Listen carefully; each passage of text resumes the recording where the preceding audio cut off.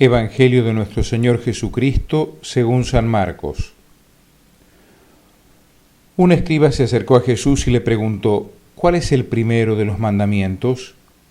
Jesús respondió: el primero es: escucha, Israel, el Señor nuestro Dios es el único Señor, y tú amarás al Señor tu Dios con todo tu corazón, con toda tu alma, con todo tu espíritu y con todas tus fuerzas.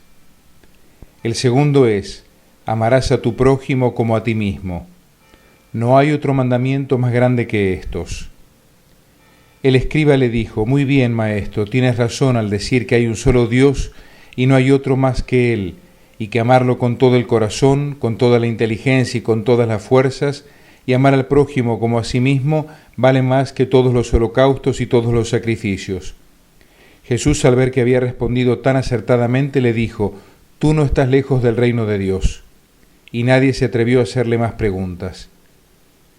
Palabra del Señor. Domingo 31 del tiempo ordinario, ciclo B. El tema de hoy es: ser cristiano implica ser fiel a personas, al Padre, al Hijo y al Espíritu Santo, y no a leyes, que son medios, no el fin. Veámoslo tal como lo plantea el Señor. Las leyes están destinadas a poner orden en una sociedad. Sin leyes todo sería un caos total. La buena convivencia implica siempre y necesariamente leyes para que los derechos de todos sean respetados y todos podamos vivir en paz. Lo contrario llevaría a la ley del más fuerte o a la ley de la selva. Dios mismo, como creador, ha puesto leyes en la naturaleza. Vemos la armonía admirable y maravillosa del universo gobernado por la suprema inteligencia de Dios. El hombre puede ayudar a ese orden o dañarlo, a veces seriamente, como cuando suceden desastres ecológicos, biológicos o genéticos.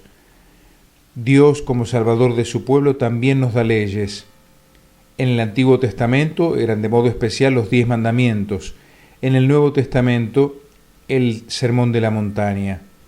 El problema se da cuando los hombres tenemos que vivir estas leyes, aplicarlas, concretizarlas, interpretarlas y hacer que sean no una letra muerta, sino caminos de realización humana y de felicidad, de obediencia liberadora a nuestro Dios. ¿Cómo hacían los judíos en los tiempos de Cristo? En aquel entonces estaban los maestros de la ley, toda una institución. Estudiaban la ley de Dios para conocerla a la perfección. Ellos habían establecido una minuciosa reglamentación acerca de cada mandamiento divino. Pero resulta que en el Antiguo Testamento no solo están los 10 mandamientos.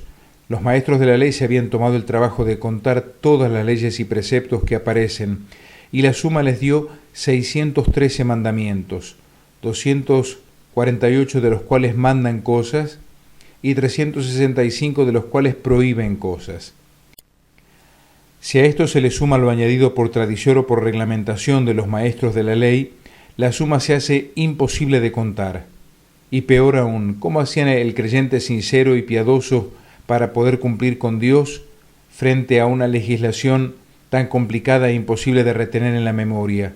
Los ignorantes estaban entonces condenados a ser pecadores. Por eso es que surgen discusiones sobre el mandamiento más importante, por el deseo de simplificar y hacer accesible a todos el camino hacia Dios.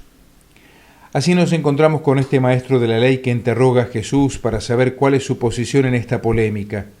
Y Jesús le contesta con un texto que hemos escuchado en la primera lectura del libro del Deuteronomio. Es muy importante. Los judíos piadosos repetían este texto todos los días 3 veces. Hoy los sacerdotes y religiosos lo repetimos todos los sábados por la noche. ¿Por qué es tan importante este mandamiento? Justamente por el tema central que hoy nos ocupa, porque en vez de colocarnos frente a una multitud de leyes, con la duda de cuál debemos cumplir con más empeño, este texto nos coloca directamente frente al mismísimo Dios, fuente de toda ley. Solo así la ley tiene razón de ser, la ley humana o sobrenatural, fuente de toda razón y justicia, como dice el preámbulo de la Constitución argentina. Nuestra fe puede volverse algo pesadísimo, incluso insoportable, si la vivimos como un cúmulo inacabable de leyes, normas, mandamientos y reglas inexplicados o inexplicables. ¿Por qué la obligación de la misa? ¿Cuál método permitido? Tal cosa, ¿por qué es pecado?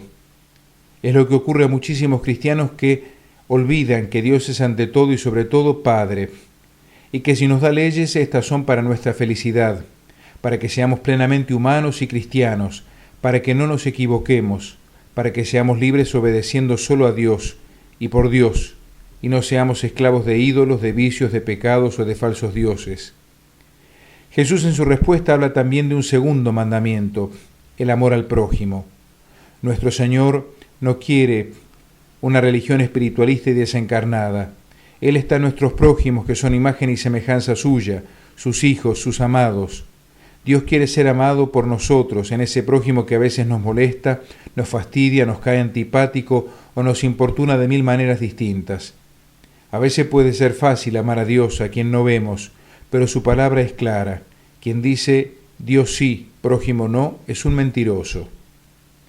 Y el principal prójimo siempre será el que por distintos motivos está más cerca, más próximo. Y amarlo implica concretamente querer para el otro lo mismo que se quiere para uno, no hacerle lo que no queremos para nosotros. Como a ti mismo, dice el Señor, ponernos por un momento en sus zapatos. Incluso nuestros actos de culto, si no están sustentados por el amor, están vacíos. El amor vale más que todos los sacrificios y holocaustos, enseña el Señor.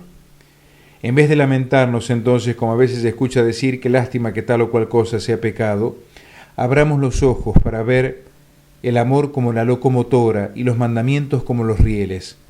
Así no nos limitaremos a cumplir, sino que comprenderemos que el verdadero amor no tiene límites. Amén.